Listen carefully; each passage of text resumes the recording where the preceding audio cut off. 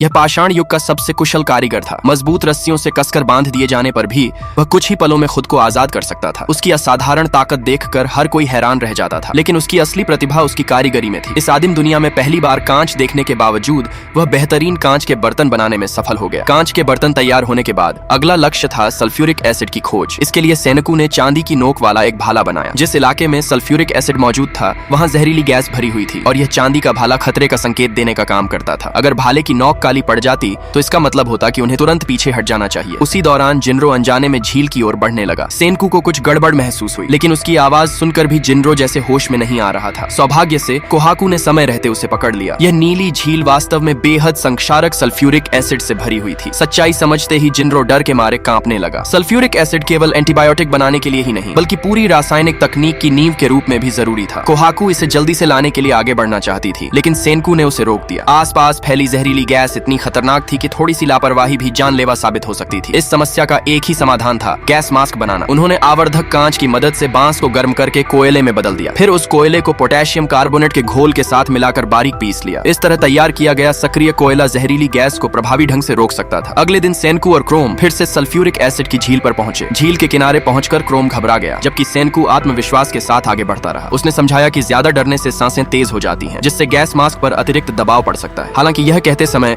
उसके अपने हाथ भी हल्के हल्के कांप रहे थे। फिर भी सेनकू का साहस देखकर क्रोम ने हिम्मत जुटा ली। दूसरी ओर पिछली घटना के कारण जिनरो शुरुआत में उनके साथ नहीं गया, लेकिन बूढ़े कारीगर के उत्साह बढ़ाने पर उसने अपना डर छोड़ दिया। बूढ़े व्यक्ति ने चुपचाप एक अतिरिक्त गैस मास्क भी बना लिया और ऐसे फेंक दिया जैसे उसकी कोई जरूरत ही ना हो। उधर सेनकू और क्रोम अपना काम लगभग पूरा कर चुके थे। तभी सल्फ्यूरिक एसिड की एक बूंद सेनकू की सांस लेने वाली नली पर गिर गई। खतरे को समझते ही उसने तुरंत उस जगह को बंद कर दिया, लेकिन तभी क्रोम के नीचे की जमीन अचानक धंस गई और वह गिर पड़ा। सेनकू उसके पास पहुंचने में असमर्थ था। जब दोनों को कोई रास्ता नजर नहीं आ रहा था, तभी जिनरो ने पास पड़ा भाला उठाया और क्रोम की ओर बढ़ा दिया। क्रोम ने समय रहते उसे पकड़ लिया और बड़ी मुश्किल से बच गया। जिनरो की सूझबूझ और साहस की बदौलत वे सुरक्षित रूप से सल्फ्यूरिक एसिड हासिल करने में सफल रहे।